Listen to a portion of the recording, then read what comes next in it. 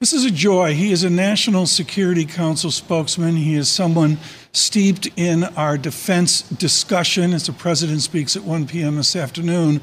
But far more, John Kirby has actually had tours of duty with the Navy. He has real-world experience that when the facts change, Admiral Kirby changes. Admiral, thank you so much for joining us this morning. In your briefings with the president and his team this morning, what will be the message at 1 p.m.?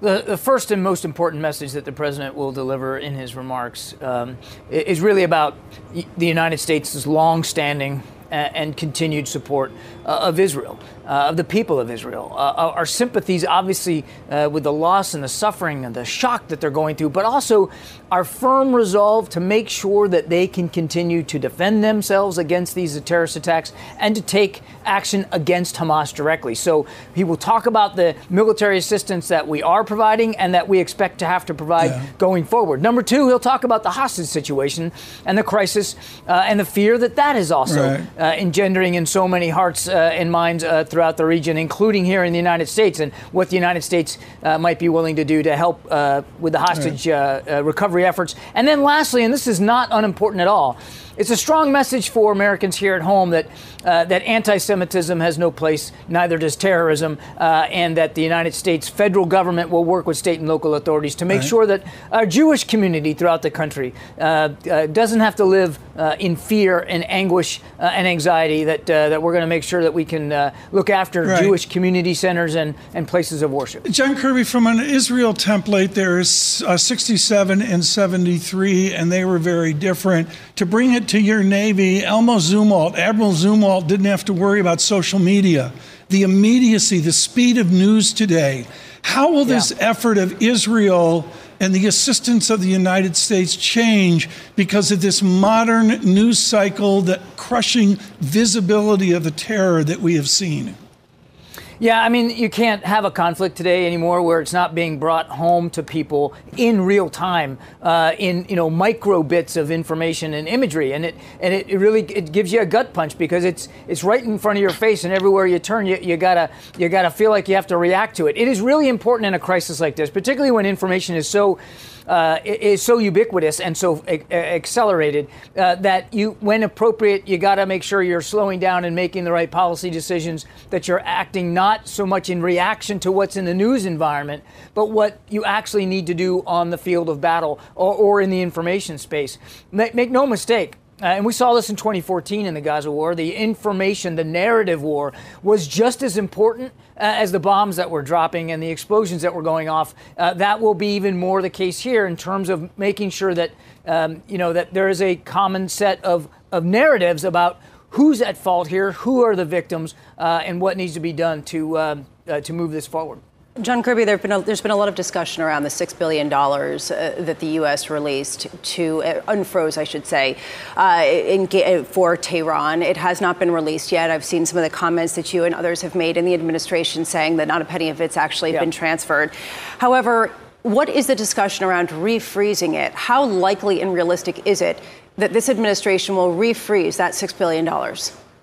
We don't have a policy decision on that to speak to right now. It has always been the case that money could be frozen at any time. We said that when we sent it over to Qatar and made it available to the Iranians.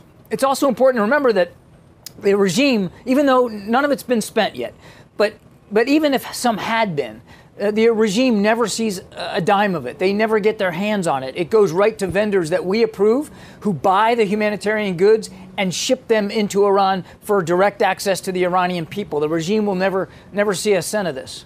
A lot of people have said that this is sort of just a distraction from the real issue, which is that essentially Iran is getting a ton of money through the exports of oil, particularly to China.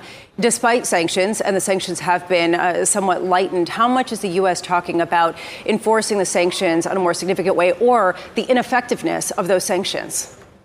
I would push back a little bit on the idea that sanctions have been lightened. We have not lightened any of the sanctions. In fact, we've added additional sanctions, some 400 sanctions on Iran just since the beginning of this administration. And we're absolutely committed to full and total enforcement. Now, obviously, other nations have to enforce their sanctions as well, and certainly we talk with them about that. But the United States has not backed off on any sanctions. Quite the contrary, we've added and increased our enforcement capability. Not to mention, we have increased our military presence in the Gulf region and now, of course, in the Eastern Med to deter would-be actors like Iran who might want to try to take advantage of this situation. So far, there's been a distinction drawn by both U.S. and Israeli officials saying that while it is clear that Iran has been involved in backing Hamas financially, it is unclear whether they were directly involved in orchestrating this particular attack. What is the difference from a policy perspective? What would the U.S. do and Israel do should Iran be determined to have been intimately connected with orchestrating this attack? I won't get into speculating about what policy decisions we might or might not make based on where the information and the intelligence leads us. All I can do is reiterate what we've been saying. We haven't seen any specific tactical intelligence or information evidence that points to Iran's participation in these particular attacks. Now, clearly, and we've made no bones about it, that there is already and has been for a long time a degree of complicity by Iran here because they've been supporting Hamas for many years. Training, capabilities, resourcing, certainly rhetorically in just the last 24 hours. The supreme leaders out there praising this attack by Hamas. So there's a degree of complicity, but we just haven't found any direct evidence. And quite frankly, neither have our Israeli counterparts. Admiral Kirby, with great respect, and I don't want you to give away the family secrets, but the conventional effort is like a Boeing, the Sentry E-3 intelligence aircraft, and you put a couple of them up in the air and gather intelligence. This is 2 million people in a highly urban landscape squeezed into a geography that is 2 Washington, D.C.s. How do you prosecute intelligence against an enemy sandwiched in among 2 million people? Very difficult to do. I won't speak for the Israelis. Of course, this is really for them to talk about. We will obviously and continue to share intelligence with them and offer them help in intelligence gathering. Of course we will. We always do. But it'll be a task really for them to work on. But it is very difficult, very dense, very, as you said, urban and very, very heavily populated. And Hamas, this is just another example of their barbarity, using Palestinians that live in Gaza as human shields, hiding in mosques and residential buildings and hospitals as command centers. I mean, this is what makes it very, very difficult for precise targeting. Admiral, one final question, and I must speak to the Navy. The Gerald Ford is in the area. Is it properly staffed? Is this a U.S. Navy that can develop the manpower, the sea power to staff not only that aircraft carrier, but the many other ships involved? Yeah, the Gerald Ford Care Strike Group is now in the Eastern Mediterranean. As you rightly said, it's not just the aircraft carrier and the embarked air wing of more than 80 aircraft, but it is several ships and around it in its periphery. They are all fully manned.